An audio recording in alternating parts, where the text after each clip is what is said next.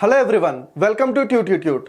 So in this class, I am going to explain about vacancies which is related to SSC MTS. ఏదైతే SSC MTS ఉందో ఈ SSC MTS vacancies గురించి ఈ యొక్క సెషన్లో clear కట్గా డిస్కస్ చేయడం జరుగుతుంది. సో ఈ ఎస్ఎస్సిని కనుక తీసుకుంటే ప్రతి ఇయర్ నోటిఫికేషన్ అనేది రిలీజ్ చేస్తుంది. సో అలానే ఈ ఇయర్ కూడా ఈ యొక్క ఎంటీఎస్ పోస్టులు ఏదైతే ఉన్నాయో మల్టీ టాస్కింగ్ ఓకేనండి. సో దానికి తగిన పోస్టులు ఏవైతే ఉన్నాయో ఈ ఎస్ఎస్సి అనేది రిలీజ్ చేయటం జరిగింది. ఓకేనండి. సో దీని యొక్క క్వాలిఫికేషన్ వచ్చేసి 10th క్లాస్ క్వాలిఫికేషన్తో you can return this particular examination. So అసలు ఎన్ని వేకెన్సీస్ ఉన్నాయి, అసలు ఎలా ఉంటుంది exam, in addition to that salary ఏంటి, సో ఇవన్నీ మనం నోటిఫికేషన్లో క్లియర్ కట్గా డిస్కస్ చేయడం జరుగుతుంది. ఏదైతే ఎస్ఎస్సి బోర్డ్ నోటిఫికేషన్ ఇచ్చిందో, ఎస్ఎస్సి ఎంటీఎస్ నోటిఫికేషన్ ఏదైతే రిలీజ్ అయిందో దాని గురించి ఒక వీడియోలో క్లియర్ కట్గా ఎక్స్ప్లెయిన్ చేయడం జరుగుతుందండి.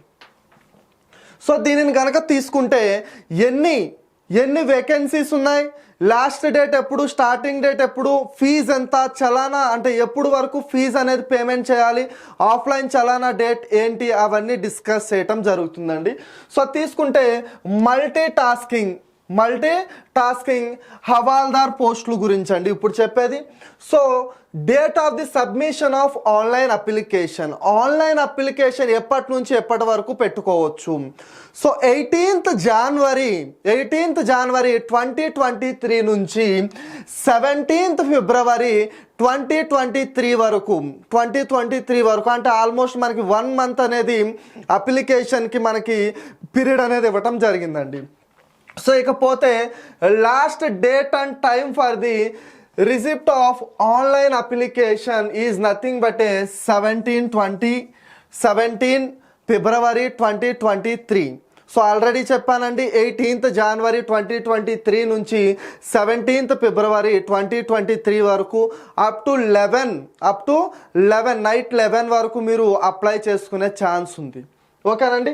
ఇకపోతే last date and time for the making of online fee payment. So online fees payment అనేది చేయటానికి లాస్ట్ డేట్ ఎంత? సో లాస్ట్ డేట్ వచ్చేసి 19th February 2023 up to 11 night 11 వరకు మనం చేసుకోవచ్చండి.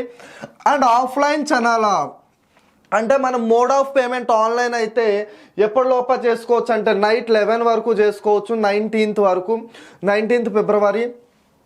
అదే కానీ ఆఫ్లైన్ చలానా వచ్చేసి కూడా సేమ్ డేట్ అండి, 19th February 2023 up to night 11. Versus coming to last date for the payment through చలానాతో పేమెంట్ చేయాలి అనుకుంటే 2023 వరకు 2023 ఏదైతే 20 February 2023 వరకు మనకి అప్లై చేసుకునే ఏదైతే అప్లికేషన్కి ఫీజు కట్టాలో అది కట్టుకునే ఛాన్స్ ఉంది. సో ఇకపోతే మనకి ఏమైనా కరెక్షన్స్ ఉంటే, అప్లికేషన్లో ఏమైనా కరెక్షన్స్ ఉన్నా, ఆన్లైన్ పేమెంట్లో ఏమైనా కరెక్షన్స్ ఉన్నా, ఆ కరెక్షన్స్ చేసుకోవడానికి మనకి డ్యూరేషన్ ఏమైనా ఉందా సార్, కరెక్షన్స్ చేసుకోవచ్చా సార్ అంటే చేసుకోవచ్చండి. దానికి ఒకరోజు డ్యూరేషన్ అనేది ఇచ్చారు. సో 23 February 2023 అంటే నెక్స్ట్ నెల ఏదైతే ఉందో 23 February 2023 నుంచి 24 February 2023 వరకు ఈ యొక్క ఏదైనా కరెక్షన్స్ ఉంటే ఆ కరెక్షన్స్ చేసుకోవడానికి మనకి కొంచెం డ్యూరేషన్ అనేది ఇచ్చారండి, అంటే 1 day డ్యూరేషన్ ఈజ్ గివెన్. ఇకపోతే మనకి కంప్యూటర్ బేస్డ్ ఎగ్జామినేషన్ అనేది ఉంటుందండి, అంటే సిస్టంలో మనకి MCQs మల్టిపుల్ చాయిస్ క్వశ్చన్స్ అనేవి డిస్ప్లే అవ్వటం జరుగుతుంది కంప్యూటర్లో, అవి మనం ఆన్సర్ చేయవలసి ఉంటుంది. ఆ ఎగ్జామ్ ఎప్పుడు ఉంటుంది అంటే ఎప్పుడు ఉంటుందమ్మా, April 2023లో ఉంటుందండి. ఏప్రిల్ నెలలో ఎప్పుడైనా రిలీజ్ అవ్వవచ్చు. ఓకేనండి. సార్ ఇది పెన్ను పేపర్ పెట్టి రాసేది కాదు, it's like A computer based examination. ఓకేనండి. సో ఇకపోతే వేకెన్సీస్ ఎన్ని ఉన్నాయి సార్, బాగానే చెప్పారు. పోస్ట్ ఏంటి, దానికి పేమెంట్ ఎప్పుడు, లాస్ట్ డేట్ ఎప్పుడు, స్టార్టింగ్ డేట్ అవన్నీ ఓకే. అసలు వేకెన్సీస్ ఎన్ని ఉన్నాయి? సో వేకెన్సీస్ ఈ యొక్క ఏదైతే ఎంటీఎస్ పోస్టులను తీసుకుంటే ఇట్స్ అరౌండ్ 10,000 ప్లస్ ఉన్నాయని చెప్పుకోవచ్చు. ఎగ్జాక్ట్గా 10,880 పోస్టులు ఉన్నాయి. వెరాస్ కమింగ్ టు హవాల్దార్కి చూస్తే 529 పోస్టులు అనేవి మనకి ఉండటం జరిగిందండి. సో ఇక్కడ 10,000 ప్లస్ పోస్టులు అనేవి చాలా చాలా ఎక్కువ అని మనం చెప్పుకోవాలి. ఓకేనండి.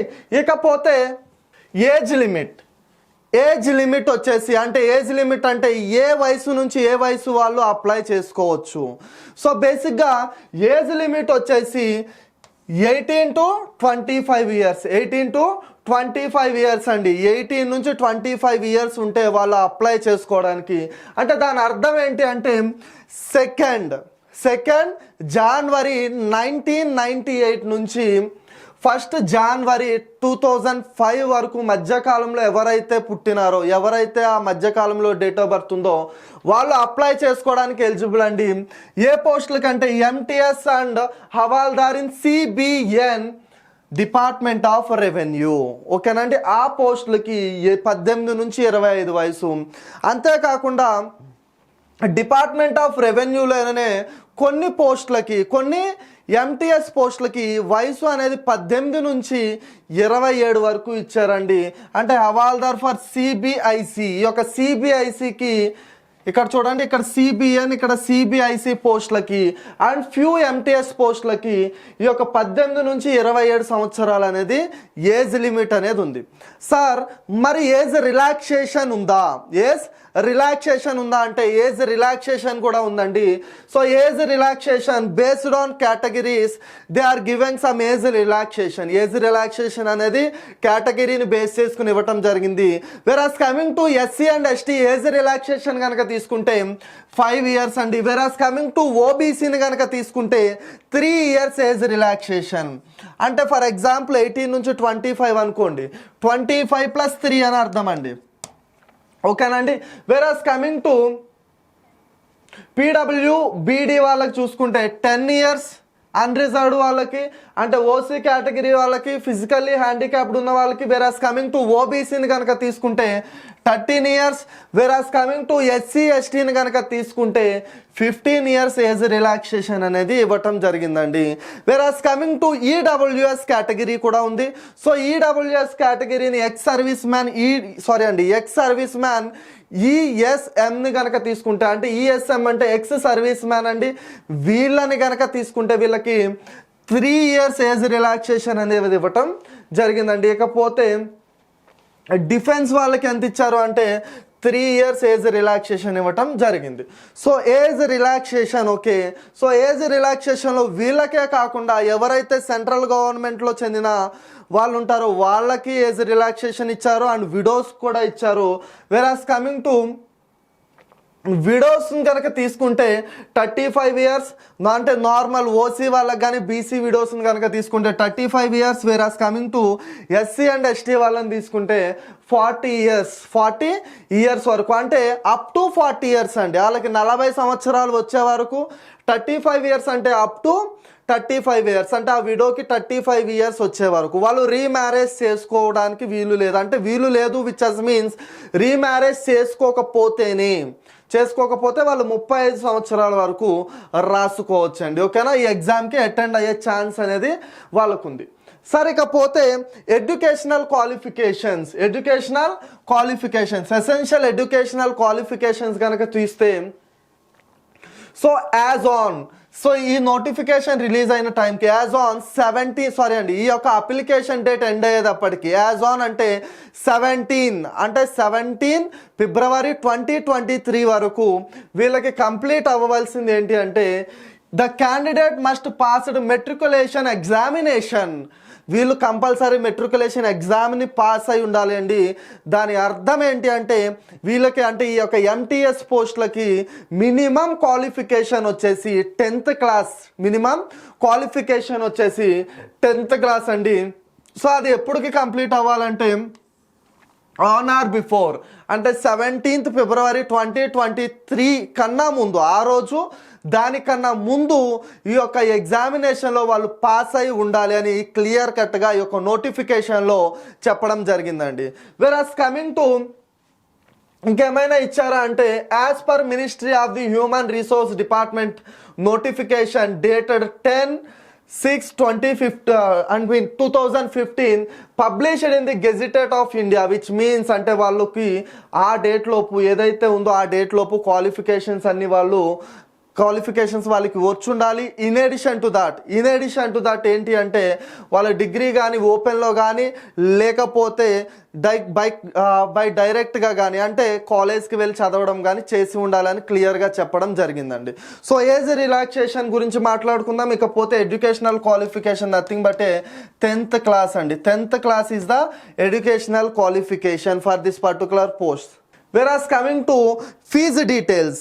సో ఫీజు డీటెయిల్స్ కనుక వస్తే ఫీ పేమెంట్ వచ్చేసి అంటే నేను స్టార్టింగ్లో మీ యొక్క వీడియో స్టార్టింగ్లో క్లియర్ కట్గా చెప్పానండి 18th January 2023 అప్లికేషన్ డేట్ అనేది స్టార్ట్ అవుతుంది అని. సో అప్లికేషన్ ఫిల్ చేసే క్రమంలో మనకి అప్లికేషన్కి ఫీజు అనేది పే చేయాలి. ఫీజు వచ్చేసి 100 రూపీస్. అంటే 100 రూపాయల ఫీజు అనేది మనకి ఉండటం జరిగిందండి. అంతేకాకుండా ఉమెన్ క్యాండిడేట్ బిలాంగ్స్ టు అంటే ఎవరైతే ఉమెన్ వాళ్ళు ఉన్నారో ఉమెన్కి and the candidate belongs to scheduled క్యాస్ట్లు ఎవరైతే ఎస్సీ వాళ్ళు ఉన్నారో వాళ్ళకి అండ్ షెడ్యూల్ ట్రైబ్ ఎస్టీ వాళ్ళకి, అంతేకాకుండా ఫిజికలీ విత్ డిసేబుల్డ్ పర్సన్స్కి, అంతేకాకుండా ఎక్స్ సర్వీస్ మ్యాన్కి ఈ యొక్క ఫీజు అనేది లేదు. ఈ యొక్క ఫీజు అనేది ఎక్సెంప్షన్ ఉంది, ఫీజు అనేది లేదండి. వాళ్ళకి నల్, ఫీజు అనేది 0. ఓన్లీ ఫీజు ఎవరికి ఉంది సార్ అంటే ఓసీ కేటగిరీ అండ్ బీసీ కేటగిరీకి, దట్టు ఓన్లీ బాయ్స్కి మాత్రమే. మెన్ కేటగిరీకి అంటే మెన్ క్యాండిడేట్స్కి మాత్రమే ఉంది, ఉమెన్ క్యాండిడేట్స్కి లేదు అని క్లియర్గా మనకి నోటిఫికేషన్లో మెన్షన్ చేయడం జరిగిందండి. సో ఇకపోతే ఎగ్జామ్ సెంటర్స్ అనేవి మనకు నోటిఫికేషన్లో క్లియర్గా ఇవ్వటం జరిగింది.